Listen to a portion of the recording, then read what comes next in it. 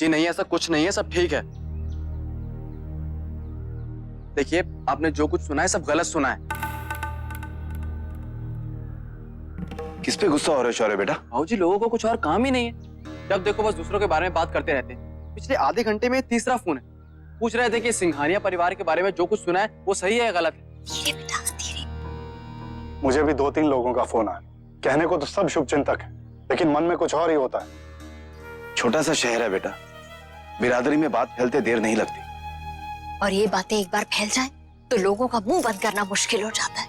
भाऊजी, आपको क्या लगता है, हमें दादाजी से एक बार फिर से बात करनी चाहिए? नहीं शौर्य बेटा, गलती से भी कोई ऐसी बात मत करना। तुम तो जानते हो कितनी मुश्किल से दादाजी माने हमारे यहाँ रहने के लिए। कहीं ऐसा ना हो कि हमारी कोई बात उन्हें बुरी लग जाए और हम भला करते करते हमेशा के लिए कुछ गलत कर बैठे। हाँ बेटा, विशंबर बिल्कुल सही कह रहे।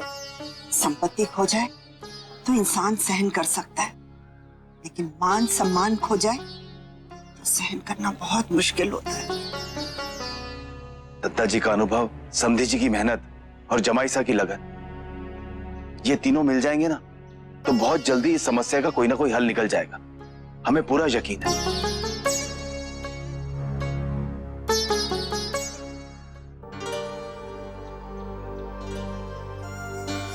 आजा बेटा।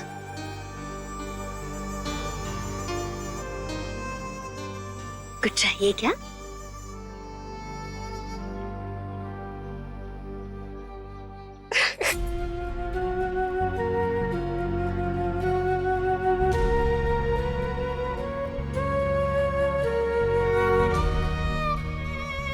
अक्षरा, क्या हुआ बेटा? मुझे माफ कर दीजिए। आप सब लोगों ने मुझसे कितना पूछा और बार बार मैं झूठ बोलती रही।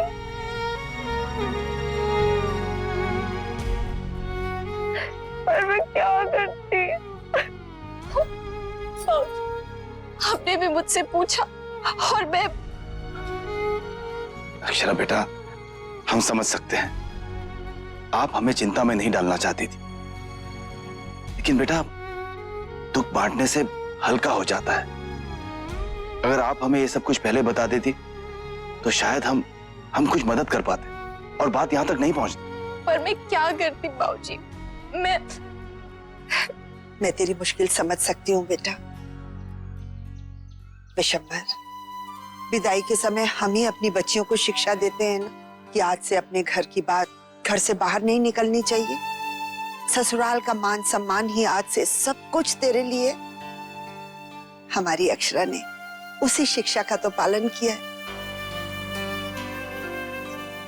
मुझे तुझ पे गर्व है, जीती रहे। इस बात के लिए मैं पूरी तरह से तेरे साथ हूं। गर्व तो हमें भी है मां, लेकिन हमारी बच्ची तकलीफ में थी और हमें पता भी नहीं। शायद आप सब लोग को बता के मेरी भी तकलीफ कम हो जाती, पर मेरे परिवार की तकलीफ बढ़ जाती दादी। हम समझ सकते हैं बेटा, आपने जो कुछ भी किया बिल्कुल ठीक किया। थैंक यू बाबूजी। हमें फक्र है अपनी बेटी पर।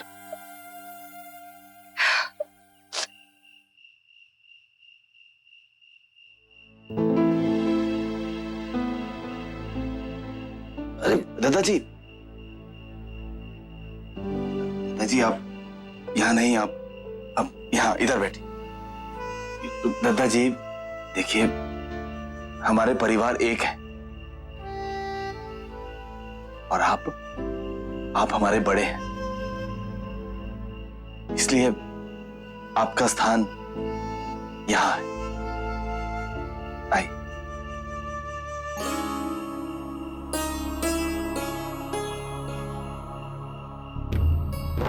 बैठिए।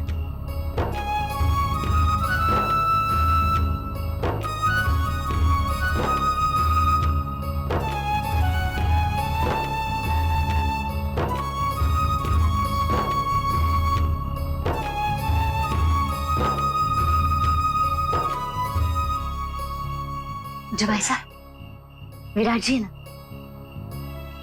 हाँ बेटा, बैठ।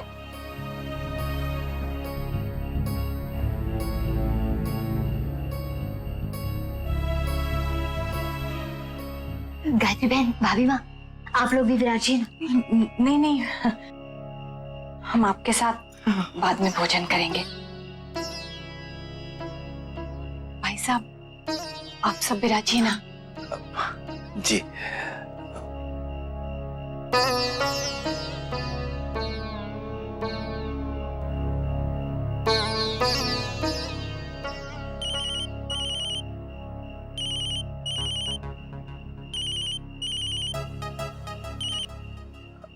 राधे कृष्ण गोयल साहब। अरे ये क्या खबर सुन रहे हैं हम आपके समधियों के बारे में?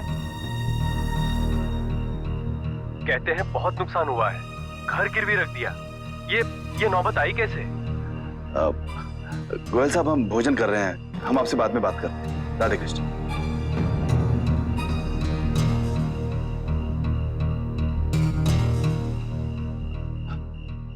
शौर्य की माँ, सबको सब्जी परोसी है ना? जी। लीजिए दादाजी।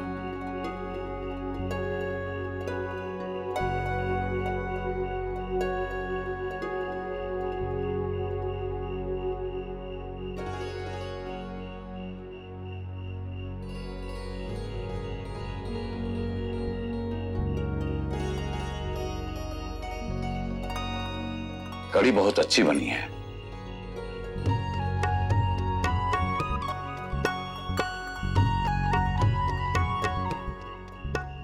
जरूर राशि बहन ने बनाई हो। जी, इनके हाथ में तो जादू है। जब छोटी दुल्हन अपने मौसा जी के घर गई थी ना, तो इनके हाथ के खाने का आनंद हमने बहुत दिन लिया है।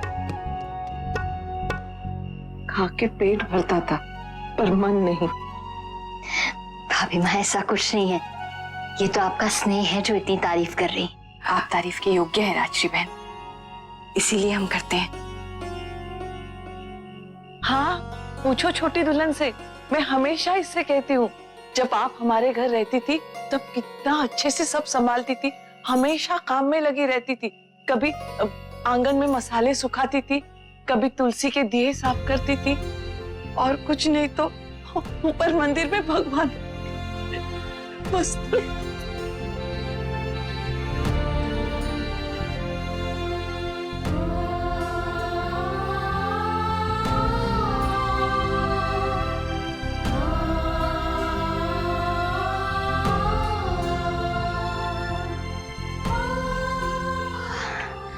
दत्ता जी, आप ये गट्टे की सब्जी खा के देखिए ना, अच्छी लगेगी आपको। अंशु दिखाई नहीं दे रहा है, उसे खाना नहीं खाना क्या? जमाई साहब उसने खा लिया है, अभी रूम में बैठकर प्लानिंग कर रहा है कि आपके साथ कौन सी गेम खेलेगा। ये लीजिए आपकी मनपसंद सब्जी। अरे ना बोला भैया, आपने तो बहुत कुछ खवा दो, अब ना। मैया, महाराज जी अभी तो चावल बाकी है। ना धनिया जी, हमारा है वो बिल्कुल। हाय मोली मैया, और ये गिरजा को देखिए, अभी तक पहली पूरी भी नहीं खाई। आप चिंता मत कीजिए, हम खा रहे हैं। खाओ खाओ गिरजा। आप चावल लीजिए।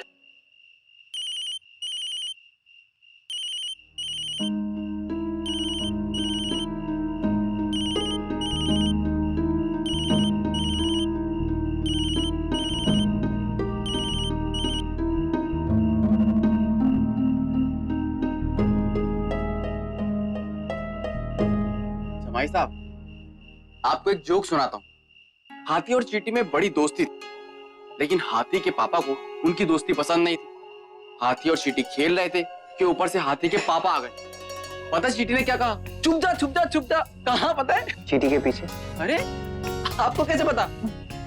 ये जोक बहुत पुराना हो गया दादा, कोई नया हो तो सुनाइए ना। नया चुटकुला हम सुनाते हैं बेटा। एक बार ना एक हाथी बगिया में धूप सेक रहा था। वहां से अचानक 3 चींटियां आ गई। एक चींटी हाथी को देखकर बोली कि अरे ये, इसके साथ तो मुझे अपना पुराना हिसाब चुकता करना है, मैं तो इसकी टांग तोड़ डालूंगी। दूसरी बोली मैं तो इसका सर ही कुचल डालूंगी। और फिर तीसरी वाली जानते हैं क्या बोली? बोली कि अरे जाने दो, बेचारा अकेला है, और हम 3 बहुत नाइंसाफी होगी इसके साथ। है तो अच्छा, पर है बहुत पुराना भी संभर। नया सुनना है तो मारे से सुनो। जी सुनाइए ना। एक बार एक हाथी स्कूटर पे इकट्ठे जा रहा था, पीछे चींटी बैठी थी। फिर क्या हुआ कि चींटी बोली कि मौसम में काफी फर्क पड़ गया है, बाहर ठंड लगती है कभी कभी।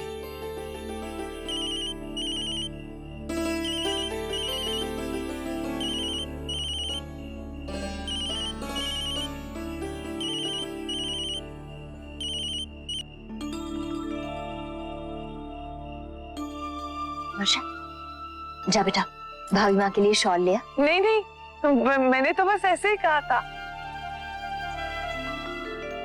लेकिन ठंड के मौसम का अपना ही आनंद है।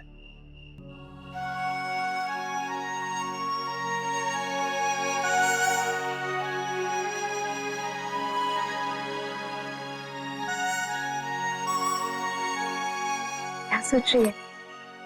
कुछ नहीं, बस यही सोच रही हूँ कि अगर बाबूजी दादाजी को नहीं मनाते ना, तो पता नहीं आज शाम हम कहाँ। चुप कर अक्षरा, ये घर क्या तुम लोगों का अपना घर नहीं है? एक आधा दिन की बात होती तो अलग थी, पर हमें कुछ तो इंतजाम करना होगा ना वर्षा।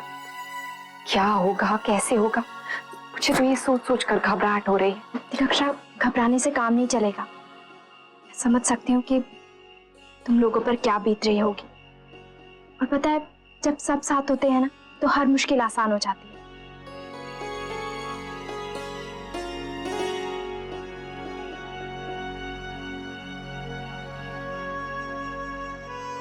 भगवान से यही प्रार्थना है कि इस मुश्किल घड़ी का हम अच्छे से सामना कर सके, चाहे जो हो जाए। और तू अकेली नहीं है, हम सब तेरे साथ हैं। और हम भी अक्षरा दीदी। अरे है ना भोला जी? अक्षरा दीदी, बाल गोपाल। अक्षरा दीदी, हमारे को आपकी परेशानी का कारण तो ना पता है, पर बाल गोपाल जी से प्रार्थना करेंगे कि इस मुश्किल घड़ी में आपको सामना करने की ताकत थी।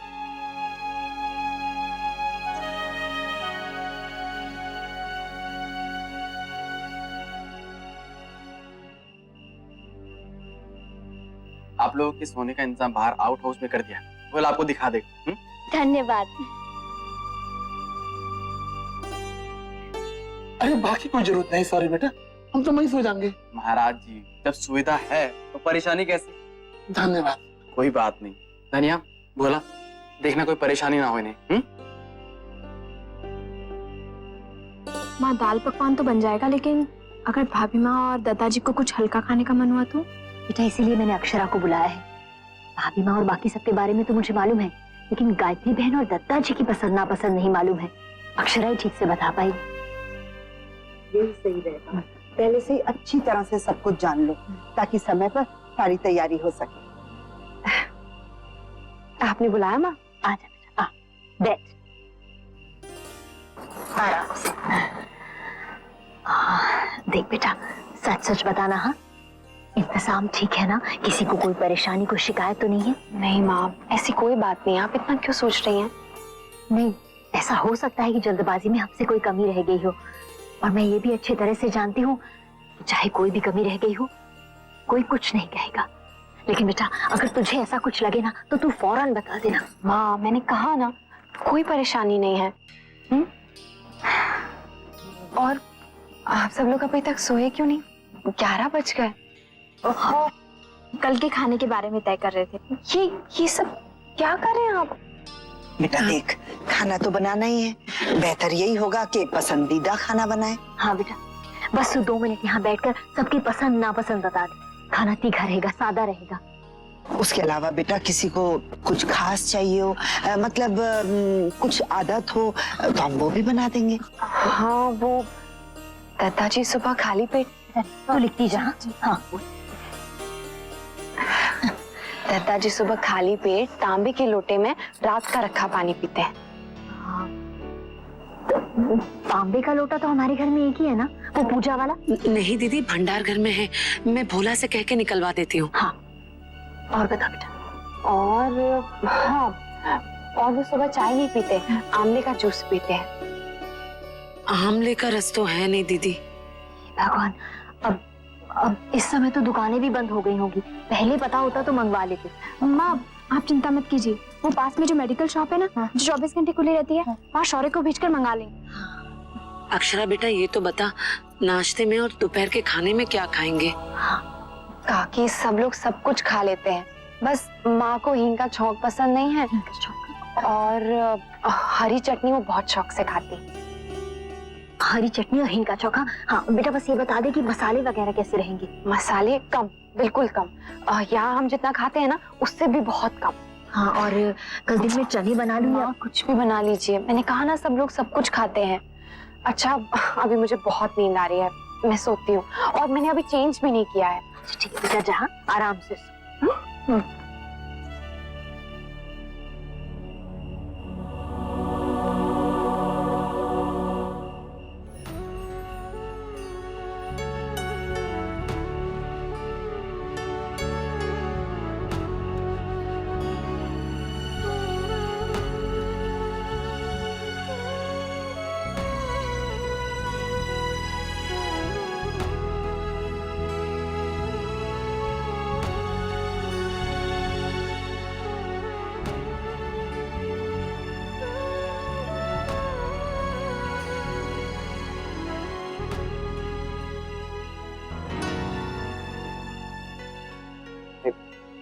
आप कब आए?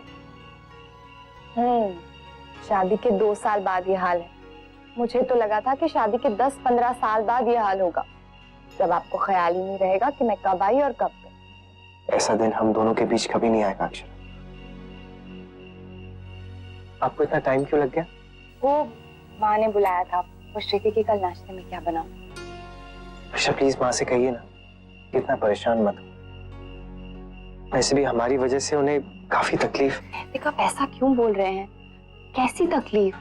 लेकिन अक्षरा। नहीं नैतिक, अब मुझे ये सब बातें नहीं करनी, मुझे ना बहुत नींद आ रही है। हाँ आइए।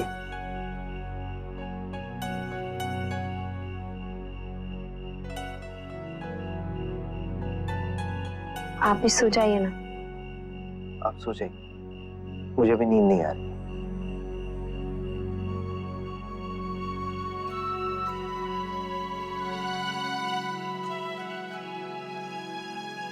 क्या हुआ?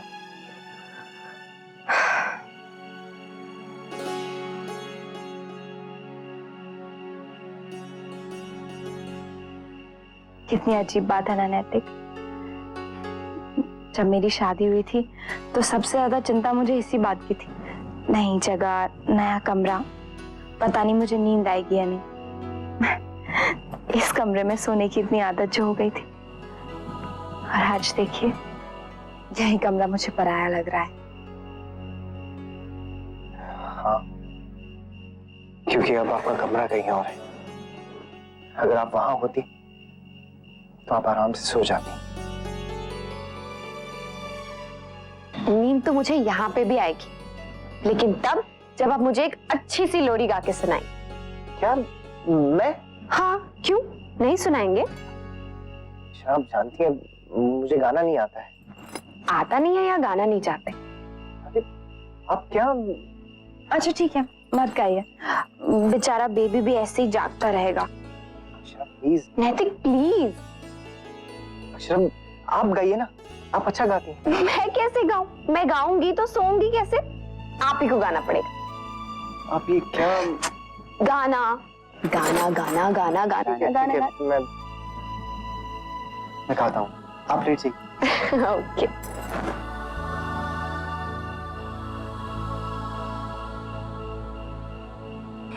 सुनाई।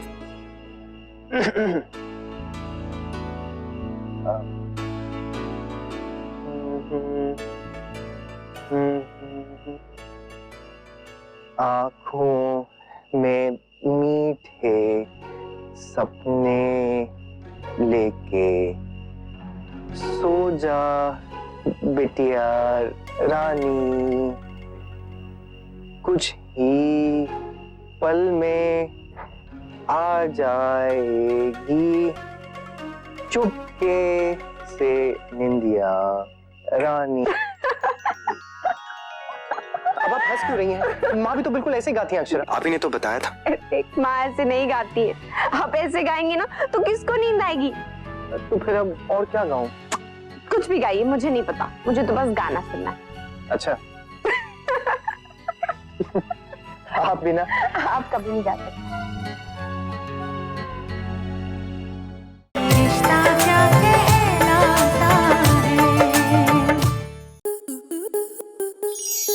स्टार प्लस के ऐसे ही और बेहतरीन लम्हे देखने के लिए सब्सक्राइब करें हमारे YouTube चैनल को।